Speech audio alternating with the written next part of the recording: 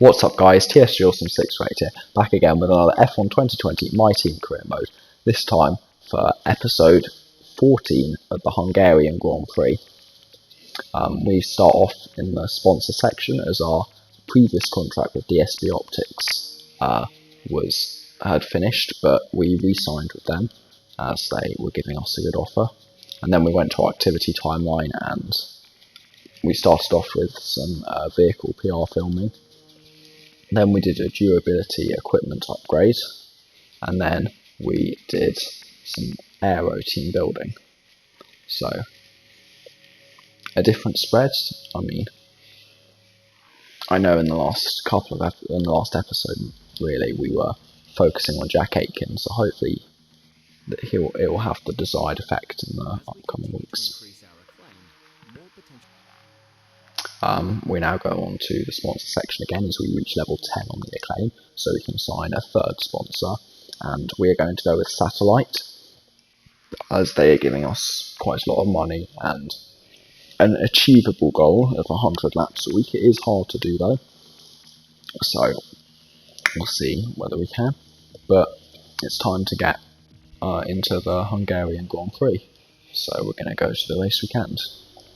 And the weather forecast is mainly dry, completely dry in qualifying, and for most of the race, but the final part of the race seems to be wet. So we'll see whether that is the case or not. We also have some power unit upgrades from Mercedes, so that's good news. We also have an announcement that Kimi Raikkonen is going to be retiring from the sport at the end of this season. So we'll obviously have to see who's going to replace him at Alfa Romeo. We're currently still the 5th best car on the grid, but we are going to put another chassis upgrade on the car, and this one for some further tyre wear.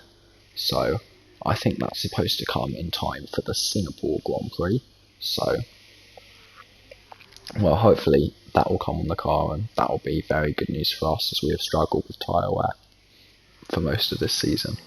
But as we head into qualifying, Hungary is my favourite track to drive on the calendar, so I expected we would do quite well around here, and I like to set up my cars to do well around here because it's just so flowing, and when you get it right it feels brilliant. We'll come through the first couple of corners though, and as we come towards the end of the lap later on, we're going to be hopefully in a decent position. Like in Canada, I'm hoping to only do one run in this session. I think we may have only done one run in Austria as well, but most times we've had to do 2 runs. But as we come through the final corner, come across the line to set the provisional fastest lap. And as we end this session, we're actually in P16, a bit close to the knockout zone, but we just about avoided it on our one run. So both Alfa Romeos, both Hasses and both Williams get knocked out. Our teammate Jack Aitken was in P10 in that session. Hopefully he can continue that into Q2. And as we head into Q2 for our first run of this session, we again are looking to try and make it through to Q3. And I hope we'll only need 1 run, but there's always the chance that we need 2. So we'll see how that goes. I did feel like I had good pace around here, but then I would have expected to have good pace around here.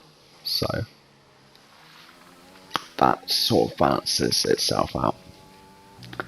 This is also the track where the simulation glitch is most prominent, and you'll see AI going massively quicker when they're simulated. But if you saw briefly, we set a purple middle sector, and as we head around the final corner, it is provisionally the fastest lap of a 1:14.3, so 0.2 faster than we set in Q1. and we end up P7 in the session. Jack Aitken was P14 and got knocked out, along with both McLarens, Danny Kvyat and Esteban Ocon. So it's the usual top 10 in a way of both Ferraris, both Mercedes, both Red Bulls, both Racing Points, Ricciardo and I. So good to see that there's some consistency there. But let's see where we can be on the grid as we head into Q3. For our first lap in Q3 then, this was obviously aimed to be a banker lap, but we do have 2 sets of fresh tyres, which is good news, because we only went on 2 runs in the first 2 sessions. And we head through the first corner, and well, we got a decent run, trying as much as possible to push. And we head through the first set of corners on our run down towards turn 4. Perez is currently fastest on a 14.2, but we set a purple middle sector again, and hopefully we can beat that.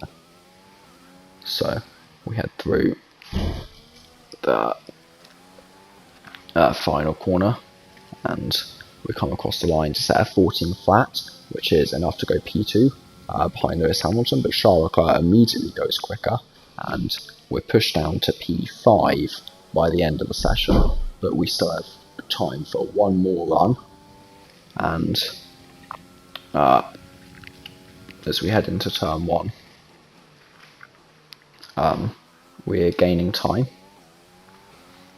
Gained about a 10th so far, and as we head on to the end of the lap, we've gained about 6 tenths. And as we head through the final corner, we're looking to gain even more time, but we come across the line to set a 1:13.381, and that puts us P3 on the grid, which is good news. Let's have a quick look at those who will be fronting the grid. Hamilton, Bottas and Thomas. Goodbye for now then, but we're really just getting started. Make sure to join us again for Lights Out tomorrow. So we line up P3 on the grid, and the gap to the Mercedes was a bit too big in qualifying. Hamilton taking pole by 4 tenths over his teammates and 6 tenths over us. But we'll head into tomorrow's race, hoping that we can improve on that, or at least bring home a podium finish. Really seem to enjoy that. Made it look easy. It's been a great qualifying session for you. Are you going to carry that momentum? Yeah, the car does feel fantastic around this track. Would you say that you're happy with your performance? I'm very happy with my performance, and yes, I really enjoyed myself up there. Is there anything that you think gave you the edge over your rivals? The aerodynamics of this car were great around here, especially through the S section. Appreciate your time. It's time to see how our drivers are stacking up after yesterday's exciting qualifying session. An immense lap from Lewis Hamilton yesterday puts him on pole position, and Valtteri Bottas will line up alongside. As we continue through the rest of the grid today, we have Thomas, Leclerc, Sebastian Vettel and Verstappen, Ricciardo, Perez, Stroll and Alexander Albon, Sainz, Kvyat, Lando Norris and Aitken, Ocon, Gasly, Kimi Raikkonen and Antonio Giovinazzi, Grosjean, Magnussen, Russell and Nicholas Latifi. So the strategy for this race is a simple 2-stop for if it was to stay completely dry, but obviously we're going to go for 2 shorter stints at the start and see what happens about where the rain comes, and we're going to play it by as we go along. So we're going to go to the light sequence, and we have 5 red lights, and the lights go out, and we get a surprisingly very good start as we jump past Lewis Hamilton, who has got a terrible start, and Bottas takes the lead into turn 1. We're actually going 3 wide with one of the Ferraris, who has gone up our inside of Charles Leclerc, and we keep the position and hold on to P2 as we head into turn 2. Hamilton comes back down our inside, we hold it round the outside, and through turn 3 we keep the position and Bottas is up next. We head to the end of lap 1 then, and we are still in P2. Obviously Hungary is a hard track to overtake at.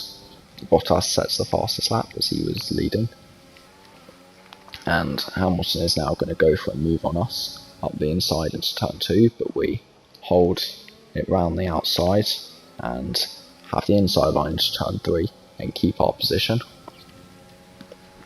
As we head towards the end of the lap now, we have lost further time to Bottas, and Hamilton is still pressurising us, but we are going to still try and defend against him. As we head onto the same straight, Hamilton goes for exactly the same move. We try the same defence, but we outbrake ourselves from 1 wide, which allows Hamilton to gain the initiative, and he overtakes us into turn 3. So we're back down to where we started in P3, and as we head towards the end of the lap, Charles Leclerc is the next driver that's wanting to overtake us. And at this point in the race, I was struggling to find a rhythm.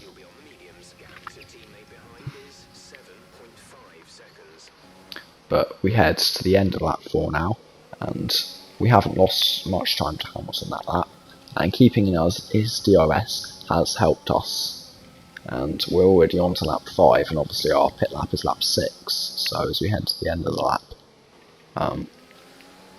we know that we can just push as hard as possible because these tyres are going to be changed at the end of this lap, and that's exactly what we try and do, but we still lose time to Hamilton. So surprisingly, neither of the Mercedes come in at the end of that lap, so we are the first of the front runners to pit, along with Sebastian Vettel behind us, and we're going to fit the medium tyres, and let's see what time our pit crew can do, and it is a 3.1, which is quite a slow stop. So hopefully it doesn't cost us a position or anything, but we come out side by side with Kevin Magnussen. We just managed to hold him off into turn 1 and keep the position in P17, so we do have quite a bit of overtaking to do. And first up on our list is Nicholas Latifi, who's going to go defensive on us, but we still managed to go past him into the chicane, running slightly off track, but in the process losing time. Up next is George Russell, as we head on to the end of lap 7, and more cars are into the pits, the remaining of the soft tyre runners, and we're going to come out just ahead of Charles Leclerc and just behind Lewis Hamilton, just as we were before the pit stops, but we're going to go up the inside of Hamilton to the chicane, and now we have George Russell again up next. So we're now in a net P2 in this race as we have overtaken Lewis Hamilton, but obviously on track it is P10. We follow George Russell through the rest of this lap, as it is a very hard track to overtake around, but we are going to set up a move out of the final corner on the Williams car. And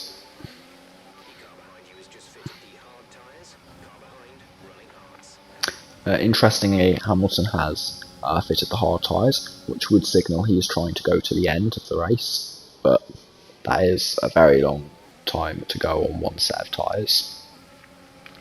As we have now Raikkonen and Giovinazzi up next. As we head to the end of lap 9, they are now just ahead of us, and you can see how much time we've gained on Hamilton for him being stuck behind George Russell, and we're now over 2.5 seconds ahead of him. And as we head later in lap 10, we overtake Kimi Raikkonen. Hamilton has overtaken George Russell, so we're just trying to put cars between me and him so that we can avoid him trying to overtake us again, and we're going to try and pull away this race. Giovinazzi is up next on our hit list, and Jack Aitken is ahead by 6.6 seconds right now, as the engineer said, which means he is in this train that is holding up Valtteri Bottas, and I believe he is actually leading the race right now, which is very good news, but obviously he does still have to make his pit stop, and we're going to try and chase down Valtteri Bottas, who is also on the hard tyre. We try and get some information from Jeff about Valtteri Bottas, but he's unwilling to give us any, but I found out that he isn't planning to make another pit stop this race, which means we do have to catch him, overtake him, and then try and pull out a big lead, unless the rain comes early enough that we can switch straight onto inters. As we head to the end of lap 13 now,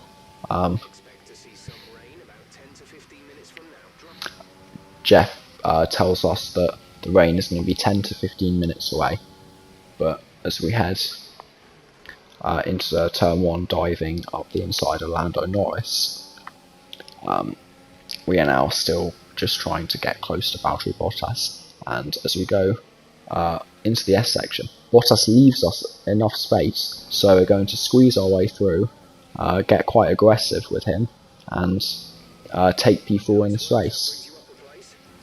So we've got Carlos Sainz, Danny Kvyat, both ahead of us in P3 and P2, and leading the race is indeed our teammate Jack Aitken. So, very good news for the team to have us running quite high, because I think Jack Aitken is in a net P6 this race, maybe even P5. And as we head later into lap 16, they all come into the pits. So we are going to take over the lead of this race, but Bottas is obviously hoping to re-overtake us at some point, as he wants the lead of the race back. We defend into turn 1, and we get a good enough exit to stop him from overtaking us into turn 2.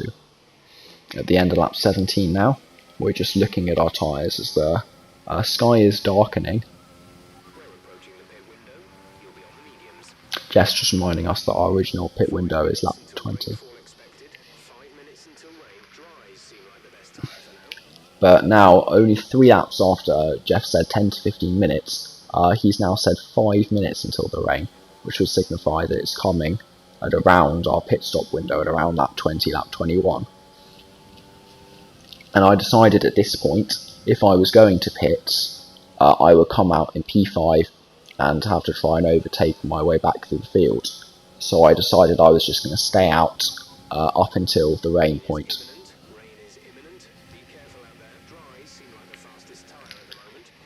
Jeff is now telling us that the rain is imminent and it's going to be coming any minute now. Hopefully it comes sooner rather than later, because I think on a fresh set of tyres we will have the advantage over Valtteri Bottas. And I think I would have the advantage in the intermediate conditions. But as we head onto lap 21, you can see the rain is starting to come. You can see the raindrops on our screen. So now it's just a matter of how quick does the track deteriorate. Charles Leclerc has come in for an extra pit stop onto dry tyres, so a big shame for the Ferrari man, but it does promote our teammate Jack Aitken into P5 in this race. So if he can hold that position, that would be a great result for the team, to have both of us running quite high. We head to the end of lap 23 now, and Bottas is still all over the back of us, but the gap to Hamilton is remaining at a reasonable amount. He's gaining slightly, but not too much. Bottas is going to go up for it, up the inside into turn 1, but we hold him off for now. And as we head to the end of lap 24, we still hold the position. My tyres are really starting to go off now, as I was originally supposed for pits, but I am trying to manage the gap to Hamilton behind, and Bottas does have more grip than me and eventually manages to go up the inside and take the lead of this race.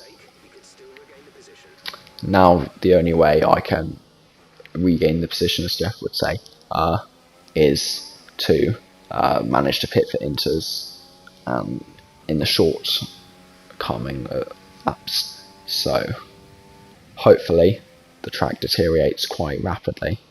And as we head on to the end of lap 26, the timing in the top left started glitching out, and for some reason we keep randomly losing and gaining time to Bottas. But as we head to the end of lap 27, Charles Leclerc's day goes from bad to worse, and he is now out of the Hungarian Grand Prix. Our tyres are on 71% wear, but luckily for us, at the end of this lap, lap 28, I decided that this lap was the correct lap for intermediates. And Jeff does suggest a new strategy for us. That strategy is indeed to come in for the intermediate tyres. So I'm going to take a gamble here, and hopefully it pays off in this race. So we come down the pit lane to our pit box, and hopefully we can have a better pit stop than last time. And indeed we do, and it's a 2.0 second stop from the TSJAwesome pit crew. And now we are coming out in P4 on the intermediate tyres, and we're still ahead of Jack Aitken. I still don't really know whereabouts he is in terms of time, because I know that the timing in the top left is kind of glitched. But as we head on to the end of lap 29, all the other drivers are now coming in for their intermediate pit stop, so it is indeed time for the Inters. And as we head through turn 1, we get the important message that DRS is indeed disabled, and that means that it is definitely time for intermediate conditions. As we head onto lap 30, we are still trying to catch Valtteri Bottas. The gap is actually about 3 seconds rather than about 5.5. And as we head late into lap 31, we get the message that Danny Kvyat is out of the session now. So he joins Charles Leclerc in retiring from this race. And on lap 31, we're still trying to push to close in on Valtteri Bottas. But I feel like we are not catching quick enough. And as we head later into lap 32, Kevin Magnussen has now been passed by us, and we are lapped him. So he is the first car that we lap in this race. And as we head towards the end of lap 32, we are closing in on Valtteri Bottas still, and the gap is now 2.3 seconds. It feels like it's a bit too little too late, but I decided on these last few laps to just go flat out pushing, and it's now 1.7 seconds at the end of lap 33, and at the end of lap 34 the gap is now at 1.2 seconds, so we have made further inroads in him, and if DRS was enabled we would probably have a good chance of overtaking him later in the lap, but obviously that was not the case. So at the end of lap 35 we come around the final corner, and the gap was just under a second and then just over a second as we exited the final corner. But we put on a valiant effort, but Bottas will win the Grand Prix. We will take home P2, and the team's best result, as Jack Aitken gets P5, which means we get 28 points, and the most points we have ever got. Our teammate also gets Driver of the Day from his going from P14 to P2 to P5. Everybody played their part. Congratulations then to Mercedes, your race winners today.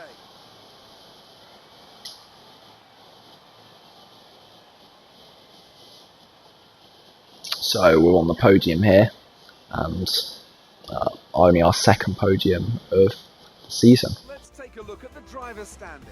More points for Valtteri Bottas, further solidifying his lead at the top of the table. Let's focus on the driver of the day. Anthony Davidson, who do you pick? Jack Aitken gets my vote today. It's time to see how things are shaping up in the Constructors' Championship. Mercedes continue to extend their lead. And with that, we wrap up another weekend of motorsport. But with more races lined up, be sure to join us when we come back with more Formula One. So Bottas wins the Grand Prix and gets fastest lap. We take home P2, Hamilton P3, and Verstappen P4. Our teammates P5, with Sainz 6th and Norris 7th. Ricciardo takes P8, Vettel takes P9, and Raikkonen takes the final point in 10th. Not a great day for the racing points for Alex Albon, who both were on the 3-stop strategy rather than the 2-stop, which harmed their race. The only 2 DNFs were Danny Kvyat and Charles Leclerc, so that didn't affect, well, our championship in a way, because it wasn't like a key racing point or Renault DNF.